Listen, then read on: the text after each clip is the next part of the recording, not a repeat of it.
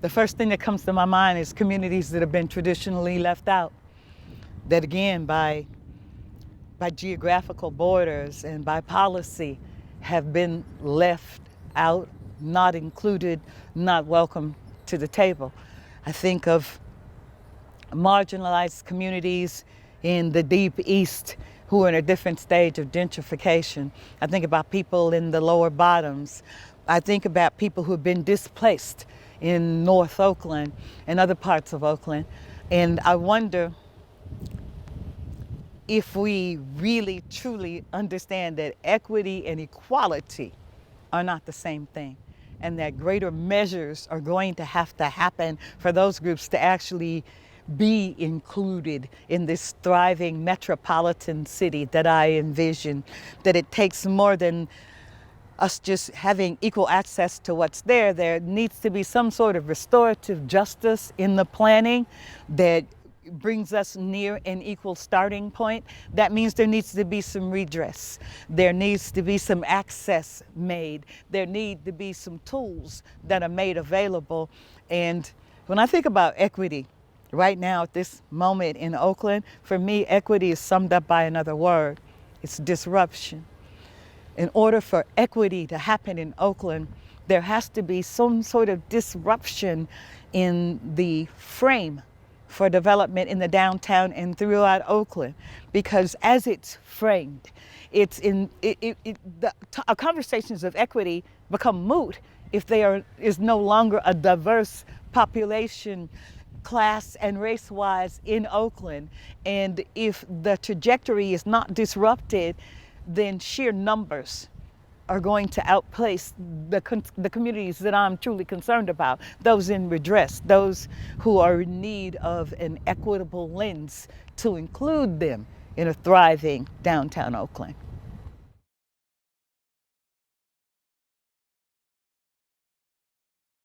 Giving community a real seat at the table, truly listening to what people in community say.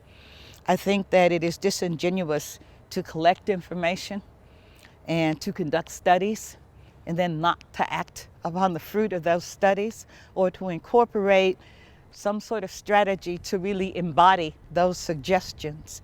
I think that community access to processes is a crucial thing in Oakland right now at this time. And I think that the inclusion of ways in looking at things, not just looking at things from top down, not just looking at things from a market rate perspective, but also looking at things from a grassroots perspective, looking at things from the lens of those who have been marginalized and continue to be marginalized.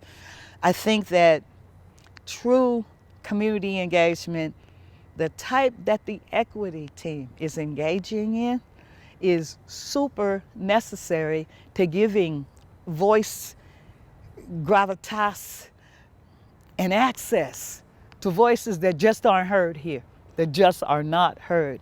I think that the most crucial thing that could be done is simply really, truly hearing people.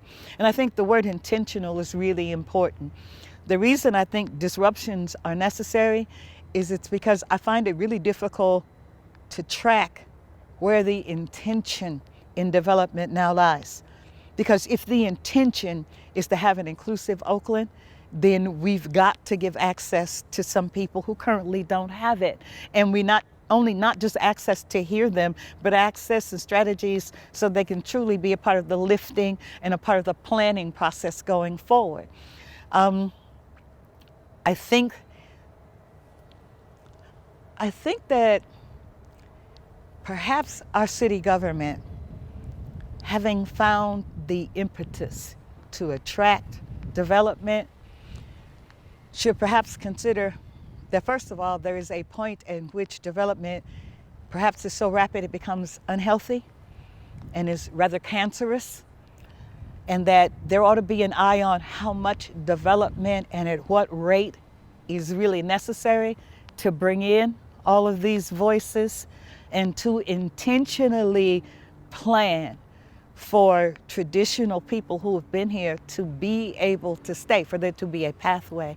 I think that there has to immediately have to be some sort of addressing of the lack of affordable housing, the fact that we're going to lose the entire middle class of Oakland.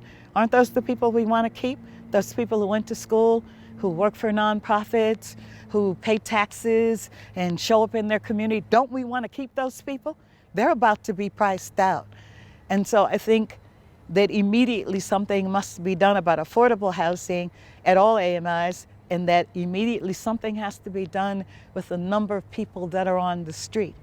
And I think in terms of thinking about how development needs to be paced, there needs to be an inventory of what available real estate and property currently exists to see how we can positively turn those things to addressing affordable housing and addressing getting homeless people off the street.